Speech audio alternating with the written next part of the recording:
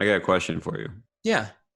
I went to, the place that we all went to before going to Hamilton. Yes. So went to pick up food there tonight. We got pizzas and came back, and there was an inch of cheese on there. Like, I kid you not. It was Yeah. like so much. You And do you like that? You like that? I would I like thought that. it I thought it was gross. Oh, It was really? just like too much. Would you like as much, like too much, ridiculous amount of cheese? It was like having like an inch of frosting on a cake or something. I guess that would I be would much do an better inch than of this. frosting on a cake. The an inch of cheese layered onto a pizza might be a little bit much. In my old days, I would probably go for that. Right now, diarrhea for 3 weeks. Well, I was thinking the same thing. It's like 5 years ago, or even like a year ago. I think that it would have been good, but I started eating that, and I was like, this is not worth it, Yeah. and I put it away. You didn't just try to like peel a little bit of the layer off of it and then just have a more reasonable amount? Because food Julie, is like a commodity right now. That's like right, right. worth its weight in gold. Well, Julie's idea is we'll take the cheese off and then we'll put our own cheese back on. That's an appropriate amount. You just rip the layer of cheese off that they It's, provided you, roll it up, and then just put it in the fridge, and then you can grate that onto things when you need it. it, yeah, that's actually a decent idea. Every once in a while, you get some shaved chicken and bacon and onion in in the mix. Yeah, I mean, it That's won't not hurt a bad anybody. idea. But that's the problem is, like, if I take off this whole layer, all the toppings are suspended in the cheese. There's that much cheese to where it's not beneath or above. Oh, It's it's it's inside. it's like It's when your aunt would like put fruit inside the Jello. It was just like floating there in the middle. how you know my aunt and I the fruit and the mean, jello. everybody's got that aunt.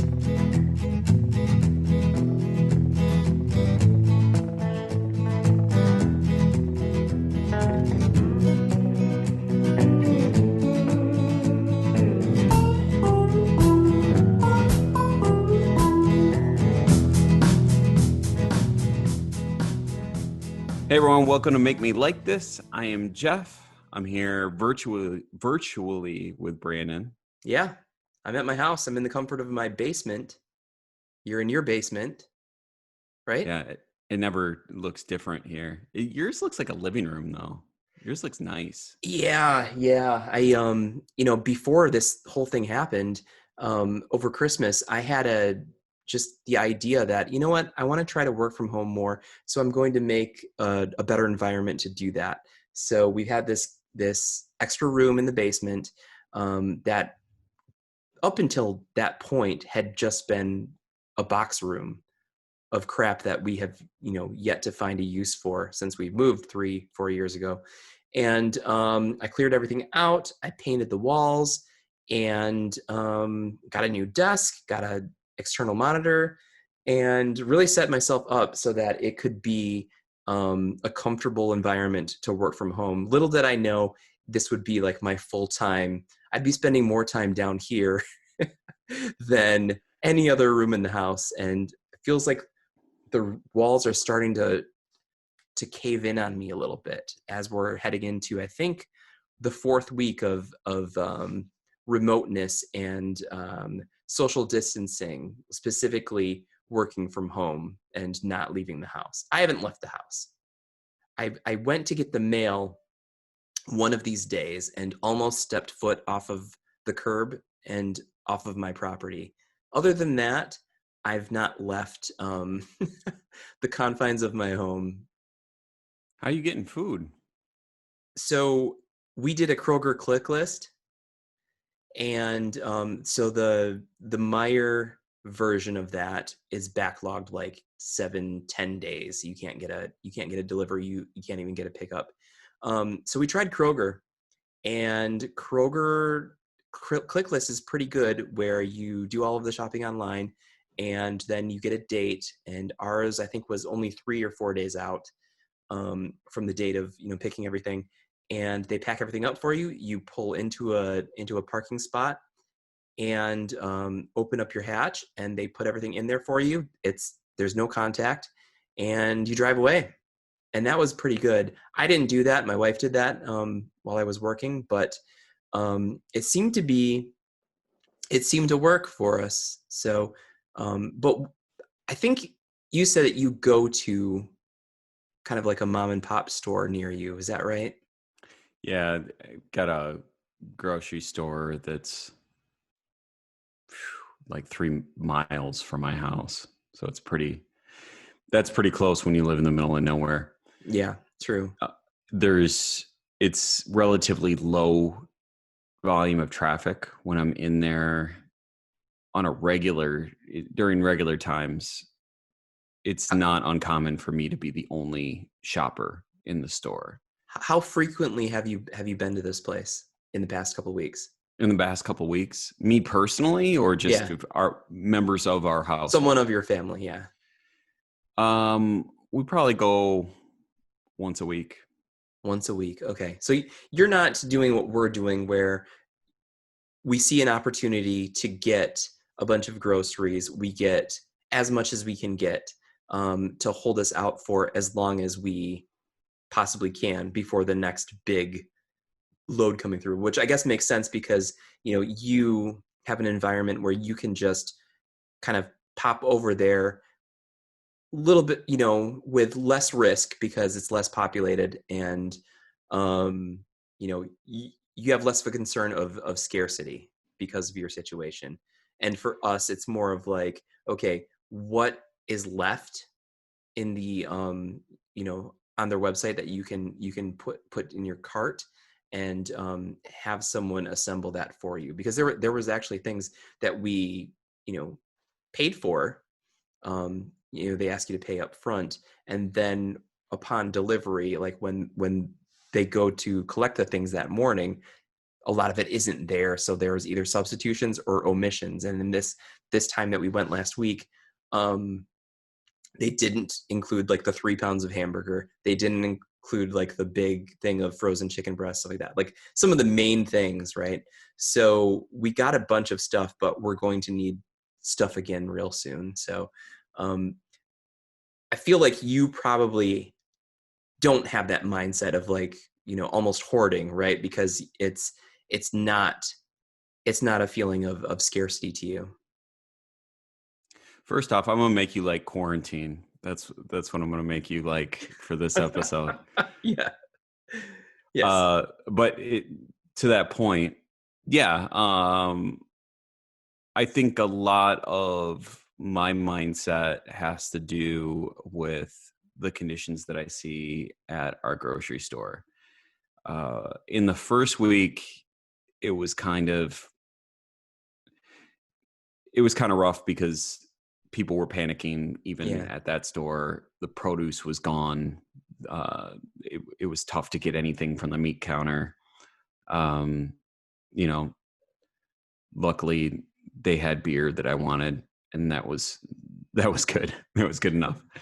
But even now, you go in there, it's not like it's completely unchanged. There are more people in there now on a regular basis, which is hilarious, right? Yeah. Because there should be less Right. people out, period. But there's probably like 10 to 12 people that I'll see in that store when I go. The cans on the shelves, like there's more shelf space than there used to be. Yeah. So I do feel the need a little bit of like, oh shoot, they got Fruit Loops. I gotta get those Yeah. because they might not have them the next time I come. But if I was going to like Myers is a 10-minute drive, and Julie said she went by there and it was like Armageddon, Yeah. and there was just too many people there, and it just wasn't. It was a crazy environment. So we've been staying sane with that. Um, Also, I've been to that local store maybe twice out of the last couple weeks. Yeah. Julie has been going most of the time, and that helps me a lot because I'll put a list together of things that I want, and then I just kind of like don't, because I could panic about food because food is important to me. The first thing Yeah. when a snowstorm comes, I think, man, we got to go get like a couple of things we can ride this thing out. Yeah.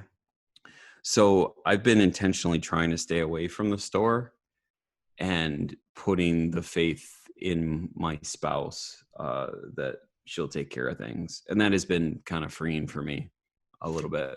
Yeah.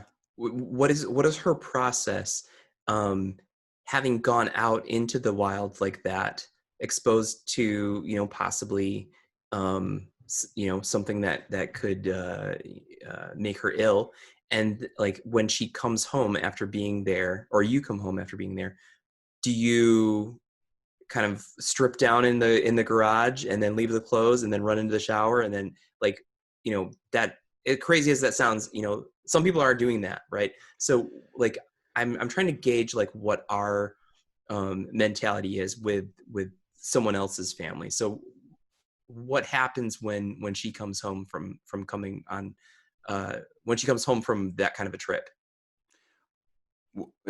Good question. First off, our mentality isn't um, that someone else is going to make us sick. We're behaving as if we have it and could give it to other people. Yeah. And so I know that seems like a minor nuance, but what we're our thought is, if because you could have it, you and I could have it right now. Yeah. We could get sick within 2 weeks, um, or we could never show symptoms and just pass it on, right? Yeah. So I think part of the part of the anxiety that folks are feeling is that they feel like the world's out to get them. And I Yeah. think that that's part of this hoarding mentality, is um like it's a selfish fear that folks have that they're going to get sick and die, which legitimately people are getting sick and dying. Right. So I'm not like casting that aside, but um at the same time, it's not just, I think there's other people that are like, well, I'm not going to get sick, I'm not worried about getting sick. You shouldn't be worried about getting sick. You should be worried that like you have it and you're going to come in contact with a person who's going to come in contact with their grandmother, who's going to basically kill their grandmother. So you're killing someone else's grandmother. Yeah. Um, like with that, what we've been doing is the the face coverings. You do? And Do yeah, what kind of what do you cover your face with? Do you have like a mask? no, because we're not hoarding masks, because healthcare professionals should be the ones, the people on the front lines should be the ones that have Yeah. those actual special masks. So what do But you use then? just cloth coverings. Okay. And I've seen more people out, like the further on that this goes, like I see more people out with it. But the basic thing is like, um do what you can, that if you were to cough, it's not going to like spread it out into the world, right? Right. I think the other thing too is, at first I was kind of like, it's haunting to see all the different things. When we everyone in my local store wears a mask, and Do they has really? Including the since the workers? start of this. The workers too? The Yeah, that's what I'm talking about. Every employee has a mask on Oh, and okay. has latex gloves. And then there are tape lines at the checkout counters, Oh, wow. that indicate 6 feet distance, like from the counter and then from the last tape line. Oh, So wow. you stand 6 feet apart to check out.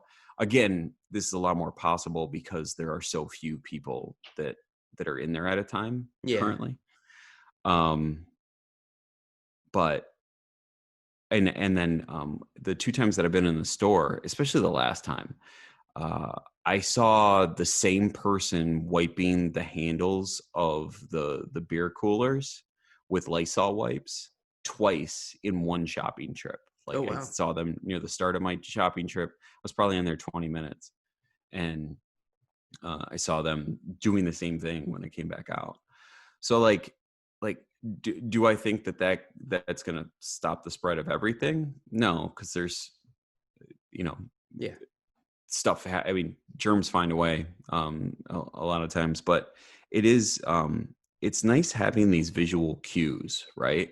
Yeah. Because like if I see you doing that, that makes me feel a little bit more okay that I've got something covering my face. And it's totally an like when people are hiding their face, I think I don't know if it's biologically or culturally, we're just kind of conditioned to think like that's weird, Yeah. and maybe this person's up to something, right? Like I got Right. basically a bandana across my face, so Right. like I look like an old school cops and robbers film. um but like when it's mutual, there's like some comfort in that, at least for me, seeing that. Oh yeah, like uh I would feel self-conscious if I was the only one and everyone was like staring at me. But if everyone else is doing that, then I would feel much better and safer and less uh, terrified to be out in the open like that. um we also I know you don't want to plug people that don't pay us, but I think Horrocks should get plugged. uh they have so Horrocks is a local marketplace that's like really cool. It's like Whole Foods but not corporate, right? Just like a couple Michigan locations. Like trade Is it more like Whole Foods or Trader Joe's? I've never been to a Trader Joe's, but I kind of liken them to a mom and pop shop that did really, really well and kept expanding and is just a staple of the community. And as far as I know, I don't think that they have any other locations. But it's probably how, Meyer started out in the 20s or whenever they Sure. started, right? Whereas just like a general store that became very, very popular. So this Horrocks is a very, very popular, and you can kind of see like by the architecture of their building, they've just built on and built Hmm. on and built on like year after year, just because they've grown so much, and it's become such a beloved part of the community, that yeah, it there's nothing chain about it, there's it does feel 100% local. Yeah. So what are they doing that makes you praise them? So so Julie found out that they were doing curbside pickup. You email them a list of you email them your grocery list, and then they have runners that go and pick out the foods for you, Yeah. and then they call you when it's all all ready, Yeah. and then they'll talk to you on the phone about, hey, we don't have this but we have that. So it's kind of like how Shipped is, or Right. whatever. But that worked out pretty good. So Julie put the list together, and then she had to jump on a call. So she put the list together just before 8 o'clock at night, and she put my number on there because she wasn't going to be available. And the woman at Horrocks called me and said, "Hey, I got your stuff together. I got a couple of things that we don't have, and wondering if we can find replacements for you." And we sorted that out, and uh, Julie went and picked it up, and um, they uh, they took my credit card information over the phone, and just Julie popped the hatch, and they put it, same thing as what you're talking about with Kroger. Yeah. but And but then they have to take payment from you because they can't take payment over. Oh, they did charge it over the phone, they charged it over the phone, so there's no contact. right? And it was it was so it was like almost therapeutic. You know, and these aren't unique to Horrocks, but I associate them with Horrocks. Their particular credit card machines and the noises, like the beeps. Yeah. Can you hear them in your head now that I mention it? Like the I can because beep, we go there like 2 beep, 3 times a week beep, for beep. for lunch when we're at the office, right? Right. So I'm giving her my credit card information, and I finished doing that. She gets the security code, and then she's obviously running it, and it's silent. I'm not talking. She's not talking. And I can hear it. I can hear it clearly. And I could close my eyes and I feel like I'm at that express checkout counter right in front of the gelato bar, right? Right, Like right. it's such a like a state dependent thing. And I thought simultaneously, man, I really just want to be there right now. Instead, I'm sitting here like in my 3-day sweatsuit Yeah. and with greasy hair. Yeah. But I was also like, how cool is this that like we're just like here's a company that's not built for this. Right. Like Horrocks doesn't do that kind of stuff. It's an old school market, and they're leaning into it partly because their customers are not going to come there, many of them, Right. if they don't do it. So they're providing a service. But I kind of look at a lot of the things that are going on is like this is really shitty at times. It's like inconvenient at times, but there's a lot of good that I think not only that you see in people, but as far as like doing things differently and thinking about like people in general might like having a contactless experience, right? Like Yeah. maybe this encourages more places to have, accept like Google Wallet and Apple Pay stuff, right? Oh Because yeah. like less contact. Maybe credit card companies in general are looking. I can't tell you how many times I've wiped Lysol wiped a credit card in the last couple of weeks, um because I I messed up my back a couple times, so I've had to make a couple of like pseudo emergency runs to the chiropractor. And they're still open, And or are they're they in like a limited like appointment only kind of? So you drive over to the chiropractor. Isn't it crazy that you instantly know that everyone has a different process now, Oh right? And yeah. everyone's leading a different existence. So I go over to the chiropractor, I call, and this protocol wasn't even in place at that point. I get to the parking lot, I call ahead. I was about 5 minutes early. I say, um, this is again how freeing protocol is when it's in place.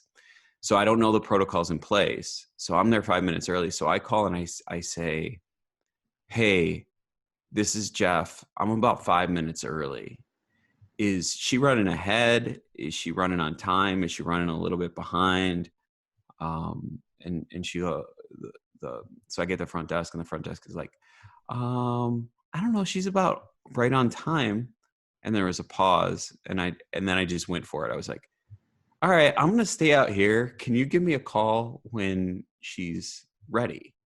Because then I'll wait for the previous patient to leave. She's got to spray down her table, and she got Yeah. to disinfect everything anyway. Is the protocol they have in place?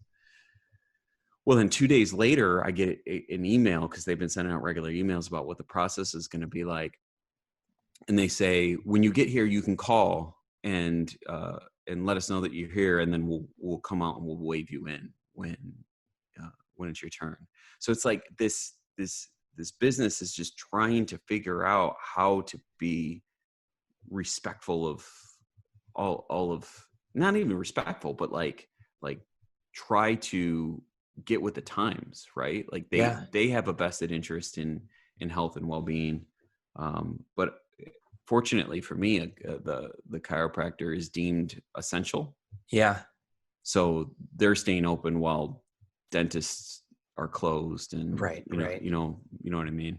Yeah, I Um, wonder if you informed their practice by your behavior the previous time, and they're like, "Hey, that's actually a pretty good idea. Everyone has their own personal waiting room." And like you said, um, maybe in the future, people want to do that, and people dig that, and they, they can sit and listen to their XM radio or play Bejeweled on their phone, and just come in when it's time to come in instead of all sitting um, in a collective spot. I think this is going to cause a lot of anxiety, like even when this is all over, about being in close proximity to a bunch of strangers.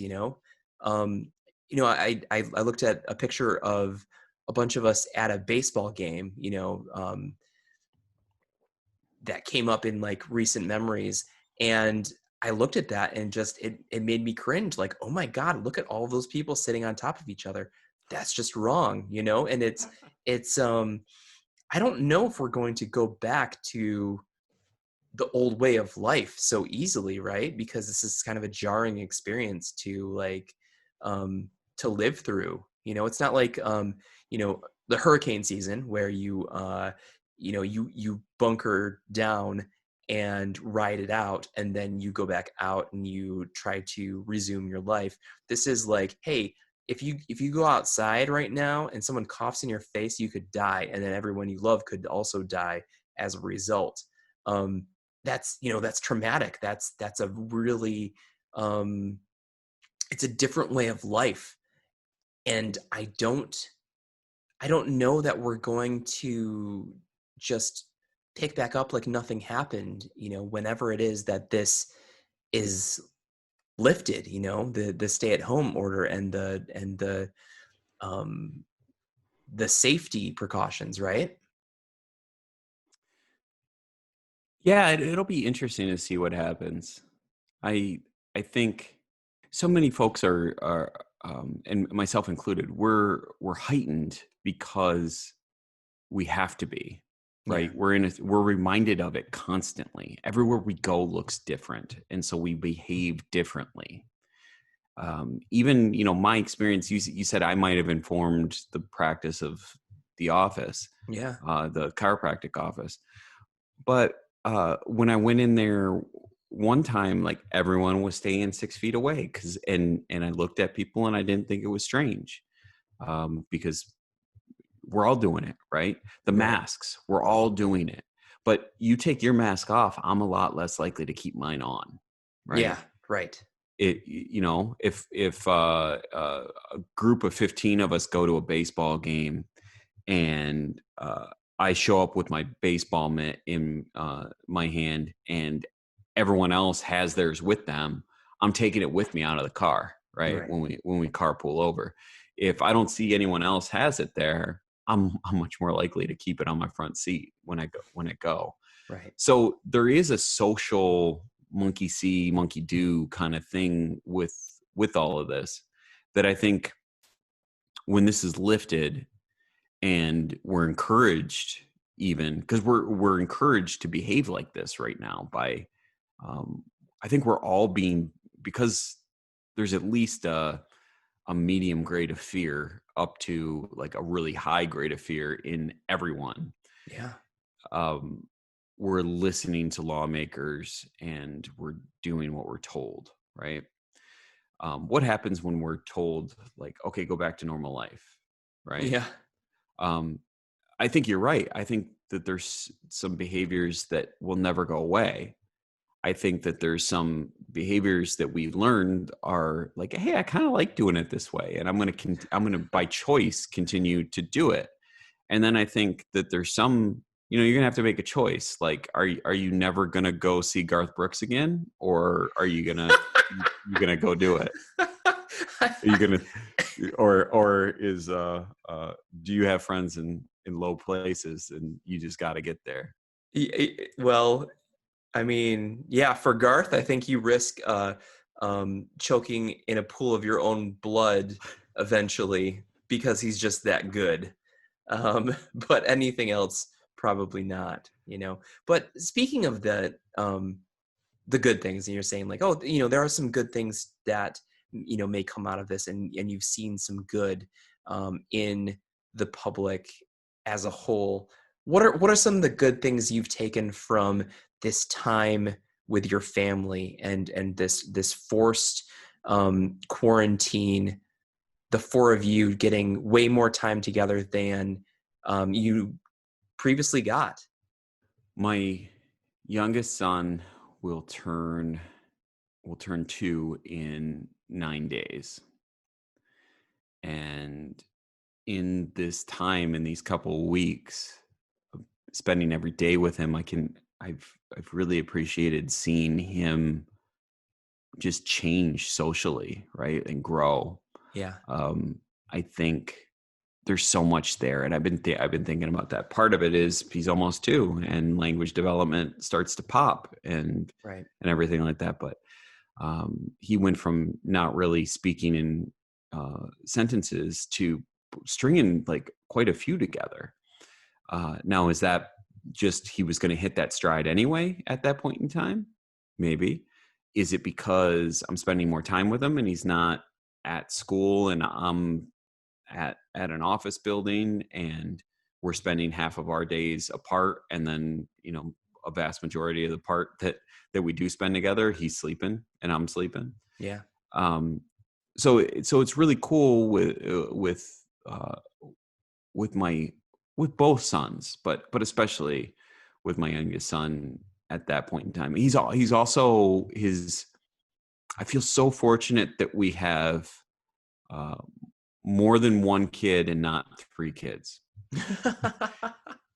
Because more than one kid means that the if you only have one kid, what's one kid going to do with 2 adults right now? Like it's Right. just it it would we would deal, you go with it. But I've just been thinking how perfect it is that these 2 at this point in their life are the best of friends and continue to be better friends the next day. Uh, they're also getting into way more trouble than they normally do. Like they're thick as thieves right They're now in a getting in lot. trouble together and not getting in trouble Yes, because they're messing with each other, like my kids who are bored right. and trying to pick fights. They've started doing this thing where uh, either, and sometimes it's the youngest or usually the oldest will, they have like this nonverbal cue where they look at each other at the dinner table, and then as soon as both of us are distracted or focused on something else, they're gone. They ran off, and we don't know where they're at in the house. Like And they're mid meal. mid meal. They just ninja on us, and it's frustrating in the moment, but it's times like this where it's after bed, and I'm unpacking my day, and I'm just like, I appreciate those little monsters. um So you have to laugh at that, right?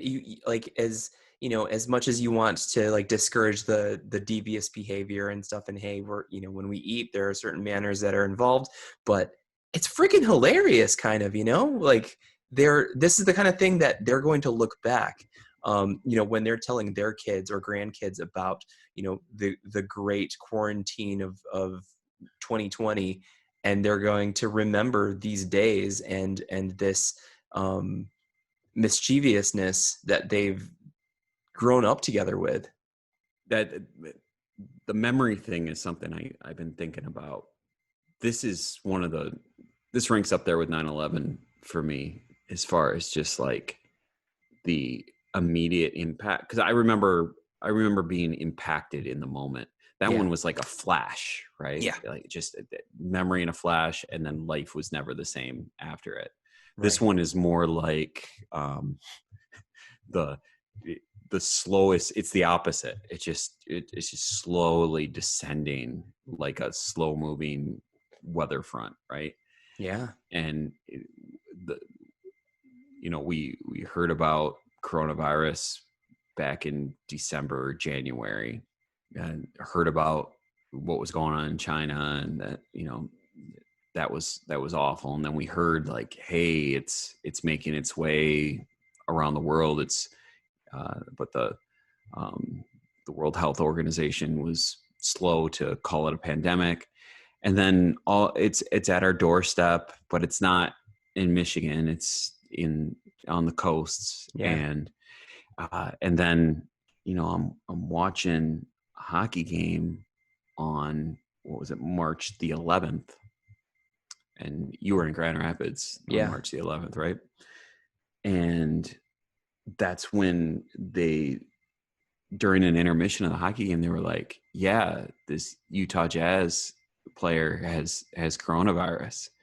And then, that's when it really hit me. I think we had, I'm probably messing up my timeline a little bit. Like, I think Whitmer's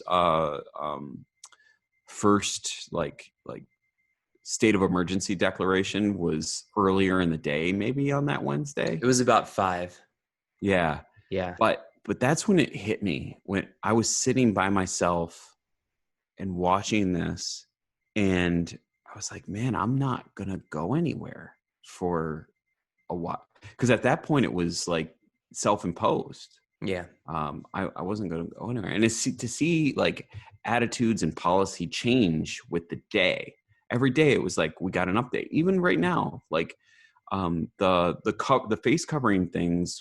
I think the announcement was yesterday. The CDC said, if anyone going out in Recommended. public, we recommend that you do that. Right. So it's Right. like, I don't know. And for a person that appreciates like agile design and like iterating on things over time, part of me just thinks it's like, it's really cool to see like us as humans be vulnerable and honest, that this is something that we've never dealt with before, Yeah. and to have like the best faith that folks are going to figure stuff out.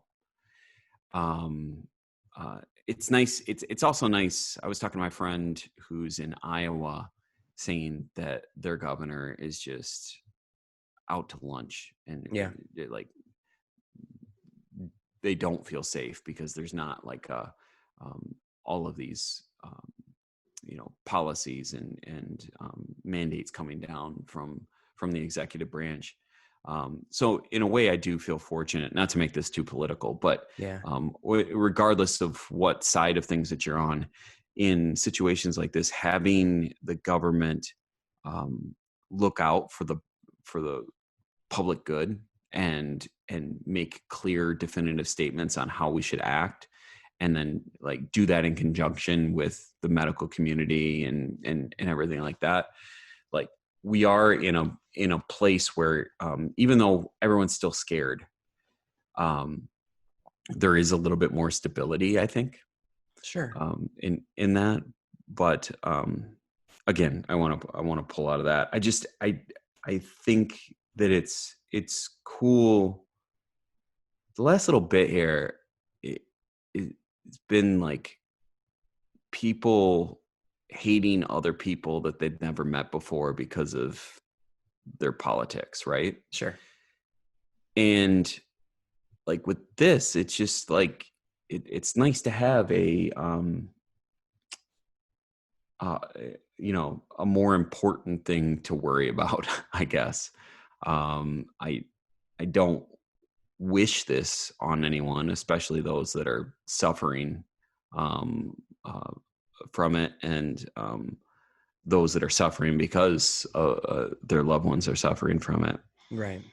And Um, people that they know, and even people they don't know, right? And like just seeing the tallies, the daily tallies continue to increase and not slow down at all, right? um Many of those are strangers, and it's terrifying, and it's incredibly depressing. It's funny that you mentioned the day of the 11th, because that's the day that a group of us were at a conference preparing, setting up everything to participate in the conference the next day, the 12th. And we our mindset heading out to this conference was just like, well, we don't know a lot right now, and yeah, it looks pretty bad, but maybe we'll just, let's just get through this couple of days and kind of see how it goes. And throughout that day, we left early in the morning, and throughout the day, the news got progressively worse and worse just in that day, because we're just before lunchtime, we get a message saying, "Oh, did you see that Michigan State is closing down all of its buildings and switching to online for the rest of the year?" Oh, wow, that's crazy. And then another school and another school, and then there was the governor's press conference around 5 p.m. saying like, "Hey, no congregations of people greater than 100, I believe it was at the time." Hmm. And then it got to the point where we were sitting in our hotel lobby with this giant TV behind us with breaking news it seemed like Yeah. it was comedic in its timing, because it was like NBA cancels the rest of the season. And that's when like it really hit me hard. Like, they would not forego hundreds of millions of dollars if this wasn't a big deal. And then, March Madness canceled. And then friggin' Tom Hanks, you know, that was kind of like the final straw when you take Forrest Gump. So the day started out very like, okay, well, we don't know a lot. We'll just kind of see how it goes. To, guys, we're going home. We're going to get up early in the morning and we're just going to go home. And like, I've never felt such a 180 from just fine to being terrified in one day, so that was when I became like hyper sensitive to taking in news and getting as much information as I can, because like, prior to that I was like, okay, I want to be informed but not scared to continue to live my life, to just like straight up fear. And like, wait a minute, if they're going to cancel NBA, why are we sitting here at a conference coming into contact with a bunch of people for what, to what end, in the long run? So that was like a major turning point for me. And that's really almost a month ago now. And that Saturday morning, I went out to Meijer, got a big, stockpile of groceries as big as I could get. And then that was the last time I was out of the house, So I sort of went all the way into kind of fear mode and protection mode. Hmm. And none of the news has alleviated any of that, really. I think some of the things that you were saying, and even some of the things I was reading today, as we're trying to figure out what our next food attempt is going to be, and reading, well, Meijer has put in plexiglass between its cashiers and the people in line, and then they're doing a similar thing with like the spaced out markings on the floor, 6 feet apart, Yep. limiting the amount of people who can be in any aisle at one time, putting directional arrows down the aisles so that it's very, very one way. You're not going to cross a bunch of people. So that, I think, makes me feel better. And in hearing your experience at your shop, makes me feel a little bit better. But the news is not helping me. And usually like the mindless comedy that I turn to kind of just unwind has now become a major news sources, right? Because even like Jimmy Kimmel and David Spade and the Daily Show, it's all about this, and all about the inept leadership decisions, and this and that you just can't really escape it right now.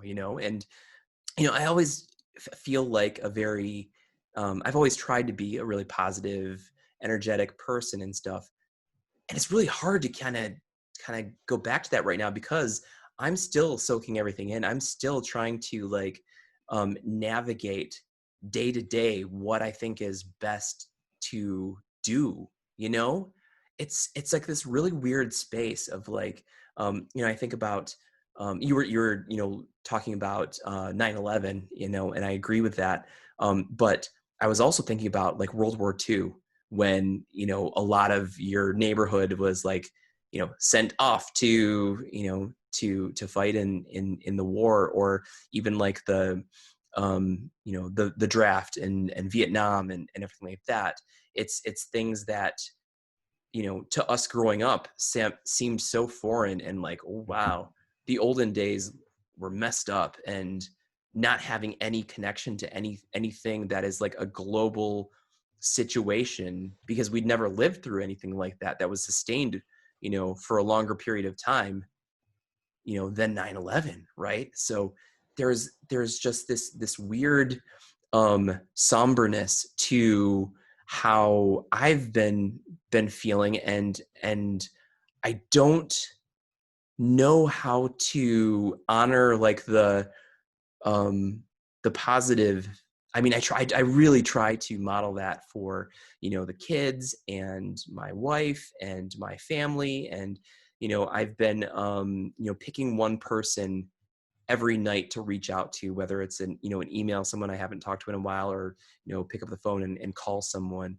I've been trying to do that, but at the same time, I feel like I'm always like sort of holding at bay these like tremendous fears of like, what is going to happen? Mhm. I I can appreciate that that's how you feel. And there's periods of that for me too. But I can honestly tell you, like, not periods, but like, I think Stretches. I'm feeling everything, and that I'm feeling everything that you're feeling, but I'm not feeling it to like the extent that you're feeling. I think a little bit of it is like, just we're built differently. Like, Yeah. I'm perfectly fine being with just the people in this house, Yeah. Yeah. Yeah. for Yeah. an extended period of time, and I don't have I don't maintain a ton of contact with a bunch of other people. So if anything, them reach like more people have been reaching out to me to do video chats, and I'm like, oh, cool. Like, I don't have to go anywhere. I Yeah. can talk to you for 30 minutes, and I then I don't can have to say, wear oh, pants. my battery is gonna die soon. Maybe I should go. Yeah. Deuces. Uh, but that's a little bit extreme. But I I don't know. Like, it's helped me to slow down. Like, if anything, my mind's not. I mean, we work at the same place. Yeah. We know that work has picked up for us Yeah. as things have closed down. We're Our organization's rushing in to help.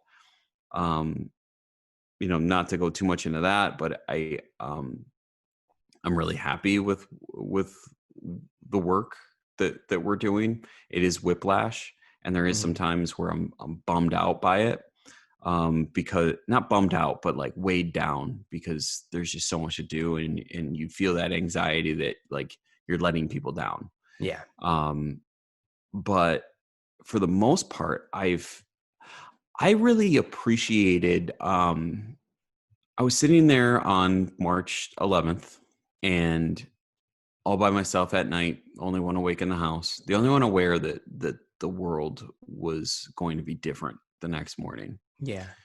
because everyone else went to sleep before. I mean, Julie knew about the governor's stuff, but didn't know that I wasn't going to go to the conference. Yeah. Um, but I remember thinking to myself, I was like, man, like, I don't want to go play my hockey playoffs next weekend, but I do want to go play that. Like, if they're having those playoffs, I want to play. Right. But I don't want to be part of the problem. Like, I was already aware at that point, like, I need to stay away. And I think it's probably a similar thought that you had of like, I don't want to be at this conference. I Yeah. shouldn't be at this conference. The governor just said no groups more than 100, and there's thousands of people here. Right. And initially, because people around you had to make decisions quickly, the conference didn't know what to do. Right. Um, and they, it seemed like things were going to go on as usual. Our organization didn't know what to do, and so they were thinking that the conference was going to go on as usual, and were preparing as such. And Yeah. so the priorities were like two people, like individuals with names Yeah, that big time. represented organizations that they knew. It wasn't priorities weren't to the people, like globally, Right. like as wellness goes. And the wave is switched to where I think like I'm better able to be decisive about my decision making now. Um, uh, I look back and I was like, why was I even like contemplating um, going, possibly going to this game and feeling torn at all? Because I wanted both things, right? Like I haven't had to make a lot of tough choices in my life where I had to pick a road to go. And my example is going to a fucking hockey game, Right. right? Yeah. And I found like, so I had made peace with it. I had some time. I was checking the rinks website to see like other rinks were closing down and other businesses were shutting down. I was like, still thinking, man, that one didn't do it, so they're probably going to be open. Um, but then I want to say within 48 hours, I had made the decision and was at peace with, I'm not going. I'm going to let the boys down, and so be it. Like Yeah. I gotta be principled, and I got to do what I got to do. Yeah. Um, And it feels like um the social norms that were still kind of hanging about up until a certain point were still playing in a lot of people's minds, right? Because it's like, okay, well, I know that we shouldn't be congregating, but I also know that my church is open for service, and if I miss church, then I'm, what am I overreacting? Or my soccer game, or any of those things.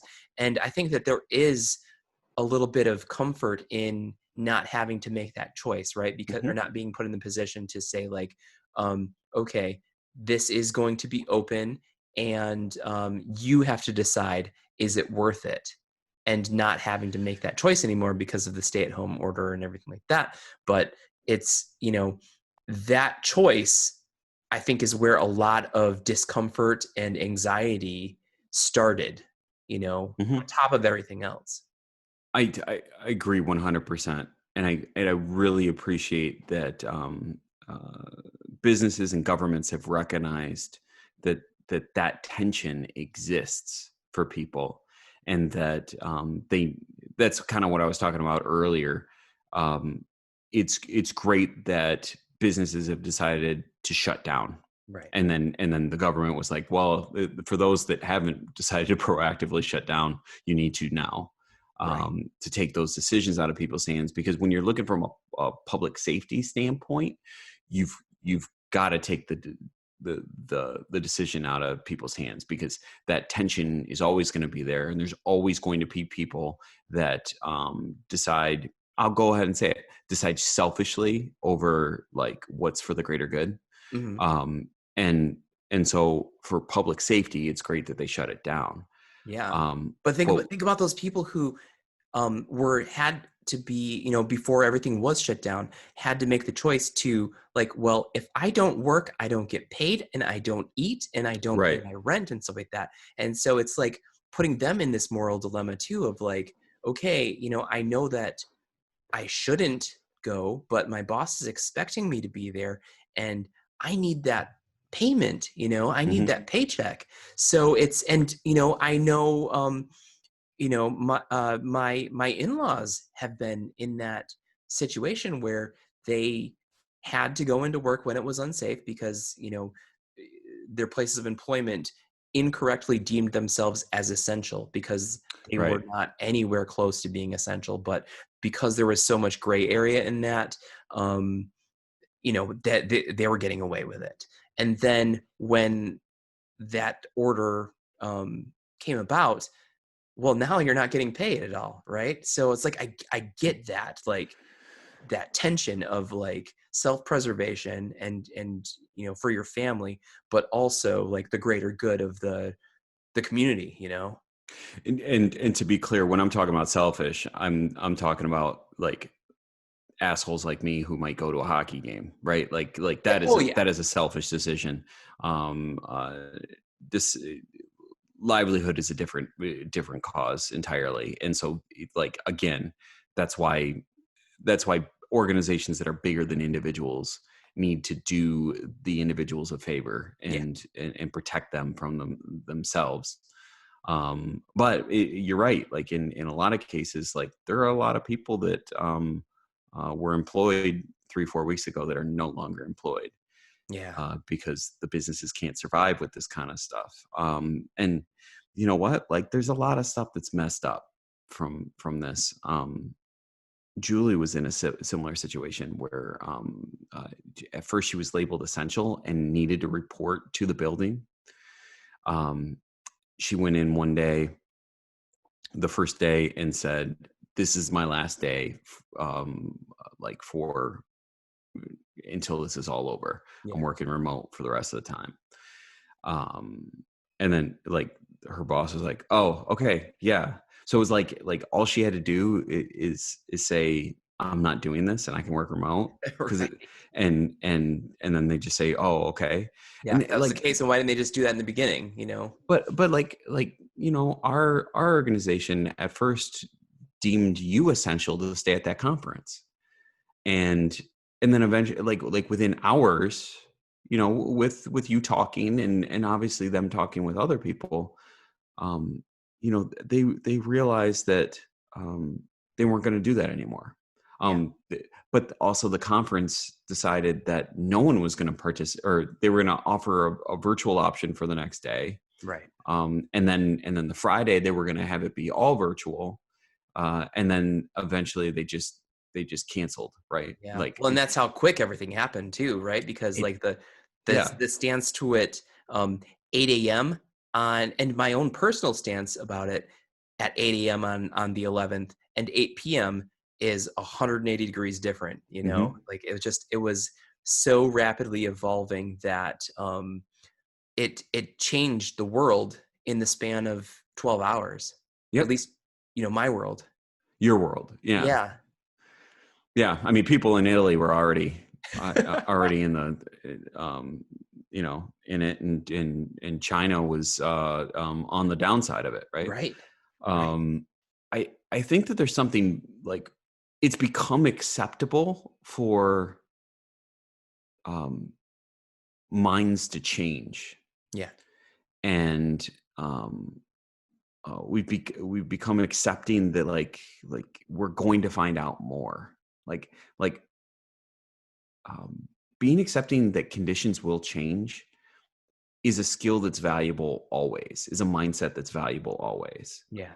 um you know when I look back on work that I did, like I was looking at some courses that I built um 3 years ago, Yeah. and like I was looking at them this week, and I thought, man, that's where I was at 3 years ago. Mhm. And it was like, not like judgmental or anything, but like it's okay that that's where I was at 3 years ago, and that I'm at where I'm at now. Yeah. Um, I mean, I'm going back to politics again, but like we hold people at their word to where like if they said or whatever. I mean, if you killed someone, you should be remembered for being a murderer Right. for forever, right? But like conditions do change. Life is fluid. You can get real meta about that, right? It's Yeah. like we need to have grace and understanding and work through things together as they become more clear or more muddled and then more clear again. And we have to know that our ignorance of yesterday wasn't all for naught. It got us to our knowing for today, Right. just as much as we need to keep in mind that what we know today isn't the whole truth, and that the truth is not a static thing, that Right. it ebbs and flows and morphs, and time is fleeting. We need to know that. We don't always think of that because when things are relatively safe and normal, and we hit the grind for decades at a time, and we come to expect that we're always going to have a job, and under whatever circumstances we choose, that that we're going to have a healthy family, that, like, looking ahead, I'm going to watch my children graduate from high school and from college and have great jobs, and be happy, and um, have families of their own, right? And none of that is guaranteed, and Mm. none of that is known. And so, like living in that, I've been living in the moment a lot, and just like allowing that moment to be fleeting and allowing my mind to change. It's made me more like calm in my relationships with my kids and my wife a little bit, of like I can't control everything. So if the kids are running away at dinner time, and sneaking off, like, it's okay to be frustrated, but then it's important that I recognize that, like, I'm not going to be able to guarantee 15 minutes of sitting and eating everything that's on a kid's plate all the Mm. time, right? So I don't know. I don't know if I'm even making any sense, but like, I feel, I won't go as far as to say I feel a calm Mm. because of all of this, but I do feel like I'm moving slower, and I'm not as, things are simplified. Yeah. I don't have as many options, or like I don't have the tension of decisions over things that really, it doesn't matter whether I pick A or B. Um, I'm just I'm moving forward, and I'm doing what I'm doing now, and I'm appreciating when I can go out for a bike ride, and I'm appreciating, like, getting to play out in the backyard. I got a lot more backyard than you do. Yeah. And it's a lot easier to be calm when you don't have neighbors on top of you. Uh, True, true. Although I but haven't very seen many neighbors lately. Maybe a it's couple. just weird. It's a weird time, and I will acknowledge that. Like, I I don't want to make you like quarantine, because I don't think that we should live like this. Yeah. Like, if I knew that this is what life was going to be like forever, I might have a different outlook than what I have right now. But I believe strongly that this is not going to be a forever thing. It might be a year thing, and that might be a real struggle to do that for a whole calendar year. But in these early stages, and maybe it's mid, I don't, that's the thing too, and there is some beauty in that. Like, are we near the middle of this? Are we near the end of this? Are we only beginning? Yeah. um we don't know, and we don't control it, and we need to find out together, day by day. So I'm just gonna, I'm gonna, you know keep keep working on the projects at work that are I feel like I'm being helpful in Mm. in doing it.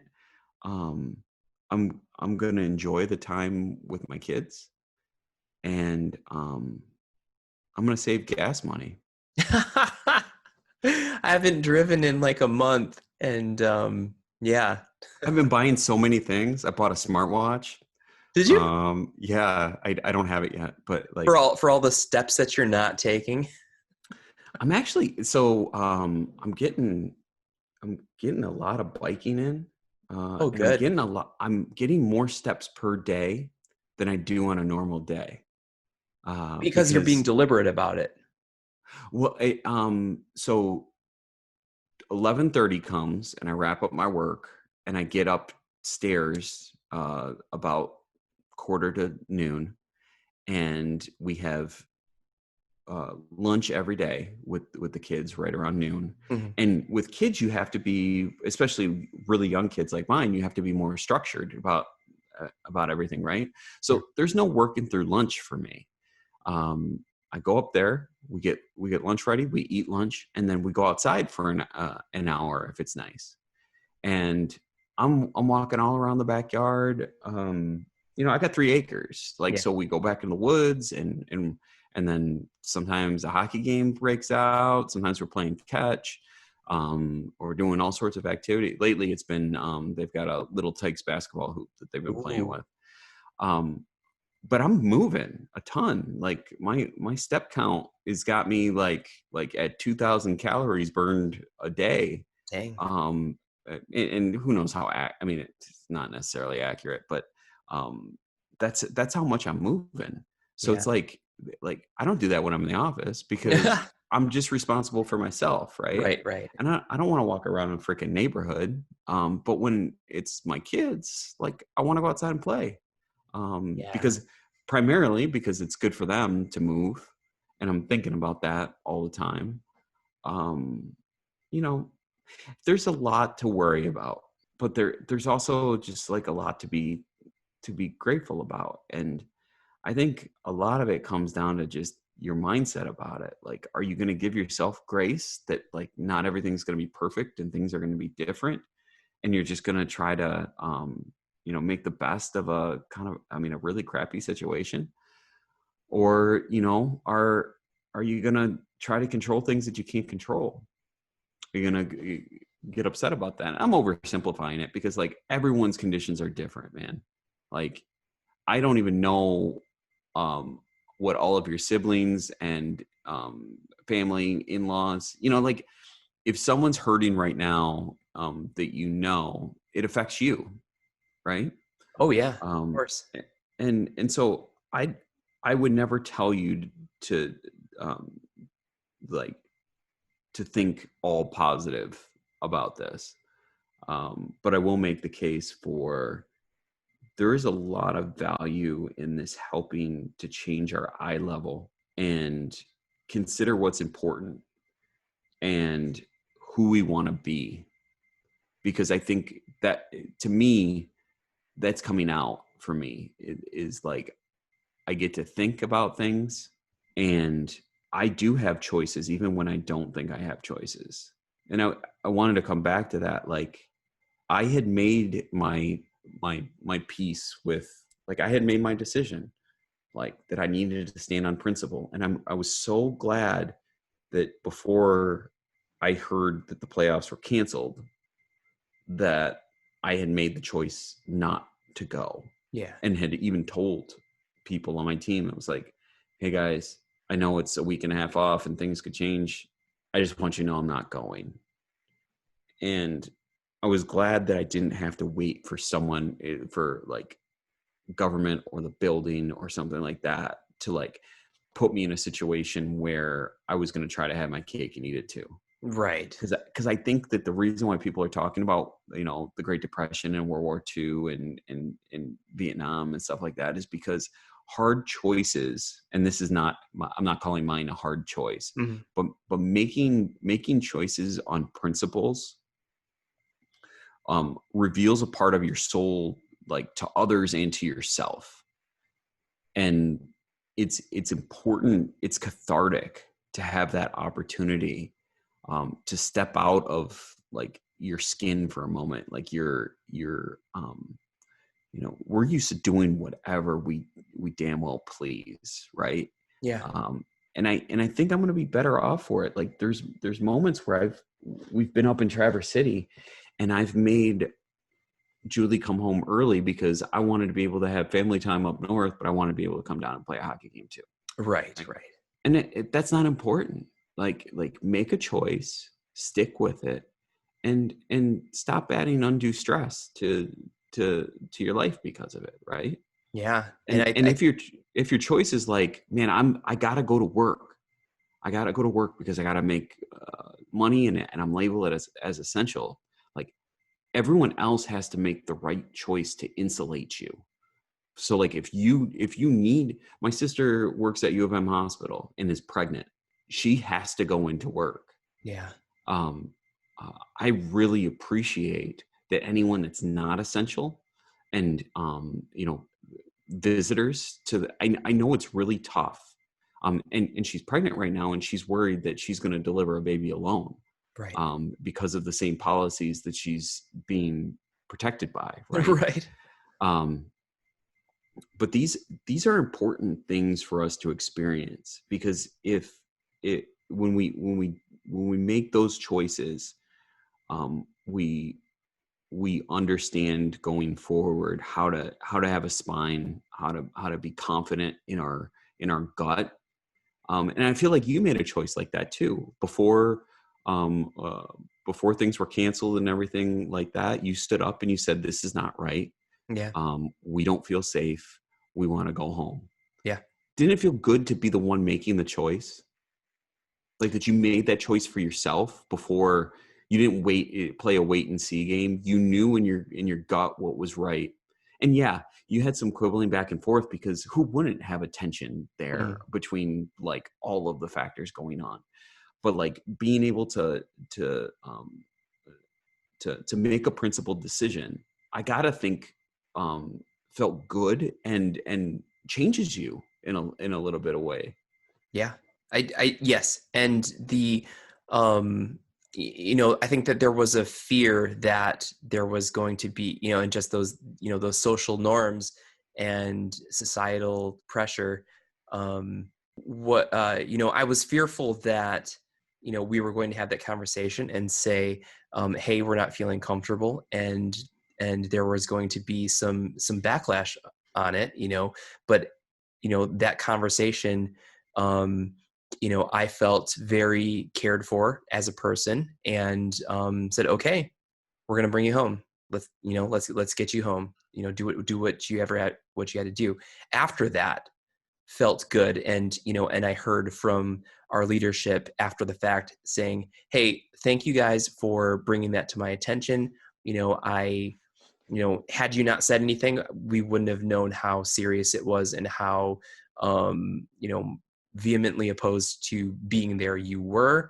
And of course, we want to put our people first always. So, Hmm. thank you for saying something. But, I think there was a little bit of fear going into that conversation, and, it was fortunately unfounded fear, but, it did feel great that it was met with such uh, overwhelmingly people first sentiment, Hmm. and then have that further validated by the course of action that the state, that the nation has taken since then, proved to be the right thing for us to do.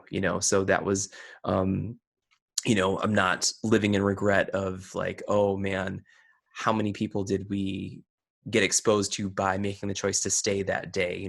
Had we made that choice. So I do think that there is some um, positive feelings toward having had made that decision. So for sure, I do that. And to kind of circle back to what you were saying about, of course nobody wants to be in this situation right now, nobody wants to wish harm on anyone else, but as long as we are in this situation, looking for the beauty in it and looking for the positives, there has, with my kids the age that they are, so much of our life, up until this point, in this like school year particularly, has been work and then come home, eat, soccer practice, basketball practice, games, homework, and then there's so much of it that you're just trying to get through the week, and Hmm. you're almost, in autopilot, just survival mode, getting through the week. Well, now that we're actually in a survival mode, where we're trying to secure food for our families when it's not as readily available, we have slowed down, like you were saying, and I do find myself and my wife and I together, thinking about how blessed we are that a paycheck is still coming in and I don't have to leave the house, when Right. so many people we know um, don't have that luxury, right? Hmm. And anything that we are, you know, feeling, uneasy about or anxious about, um, other than securing food, for our family, we don't have a lot to worry about compared to so many other people, and recognizing that, and feeling like, and I think you and I have talked about this before, where we know that we have only 5 more years before my son is 18 and probably off to college and stuff. So really like cherishing this time that we have, the 4 of us as a family unit in one house, that's his childhood and my daughter's childhood, as siblings together, sharing a space. Um, you know, we are given the gift of togetherness right now, and because we don't have to rush off to a game a couple of towns over Mhm. at night. We can sit and we've played board games together. We've had movie nights and made popcorn and just watched a movie that we've already seen before, but we pretend it's a movie theater. My daughter makes tickets for us, like fake movie tickets that she hands out that we have to turn in before we can go sit on the couch. Stuff like that we've done a lot of, and I'm thankful for that. And, Mhm. if there's anything positive to take away from this situation is I get to be with the people that I love the most 24/7 Right. for God knows how long, right? And there are worse things than that, and Mhm. I do feel um, grateful and blessed when I stop and think about that stuff. And I do often, because it is a scary um, time that nobody kind of knows how to react to, and everyone, it's kind of like the wild wild west. Everyone is renorming, everyone is figuring, just like Yep. Horrocks is trying to figure out how to continue business in this new environment we find ourselves in. We are all daily having those challenges of like, okay, what does this mean for me now when I go to the chiropractor? How do I Right. navigate that situation? And so I feel good about the the family time right now that we get, that we're talking, we're hanging out. Yes, everyone is getting on each other's nerves at times, but there are far more smiles than there are frowns. And given everything that's going on outside of this house and in the world, that's a blessing to Mhm. be able to say that, right? So, I honestly, if they waved a magic wand and everything was gone and we could go back to life as normal tomorrow, I'd be up for that, right? Mhm. Just want this to be over with, but I will look back at this time, hopefully, if as long as everything continues to, we continue to stay safe and everything like that. But I'll look back at this time as like, what did we do? What are my kids going to say to their kids?